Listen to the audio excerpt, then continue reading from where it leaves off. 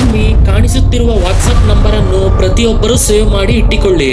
ಇದು ನಮಗೆ ಎಷ್ಟು ಉಪಯೋಗವಾಗುತ್ತದೆ ಎಂದು ಗೊತ್ತಾ?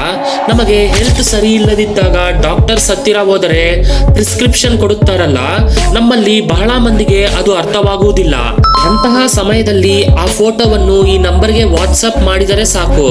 ಯಾವ ಸಮಸ್ಯೆಗೆ ಯಾವ ಟ್ಯಾಬ್ಲೆಟ್ ಹಾಕಿಕೊಳ್ಳಬೇಕು, ದಿನಕ್ಕೆ ಎಷ್ಟು ಸಾರಿ ಬಳಸಬೇಕು, ನಮ್ಮ ಬ್ಲಡ್ ರಿಪೋರ್ಟ್ಸ್ ಇರಲಿ, ಹಾಸ್ಪಿಟಲ್ ನಲ್ಲಿ ಕೊಡುವ ಮೆಡಿಕಲ್ ರಿಪೋರ್ಟ್ಸ್ ಇರಲಿ, ಅದರ ಮೀನಿಂಗ್ ಏನೆಂದು ಸ್ಪಷ್ಟವಾಗಿ ಕನ್ನಡದಲ್ಲಿ ಹೇಳುತ್ತದೆ.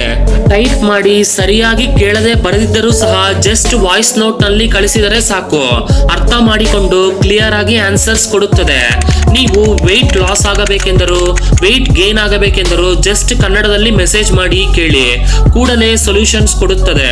ಸ್ಕಿನ್ ಪ್ರಾಬ್ಲಮ್ಸ್ ಇದ್ದರೂ ಸರಿ, ಜಸ್ಟ್ ಫೋಟೋ ತೆಗೆದು ಕಳಿಸಿದರೆ ಅದನ್ನು ಹೇಗೆ ಕ್ಯೂರ್ ಮಾಡಿಕೊಳ್ಳಬೇಕೆಂದು ಪೂರ್ತಿ ಸಮಾಚಾರವನ್ನು ಕೊಡುತ್ತದೆ.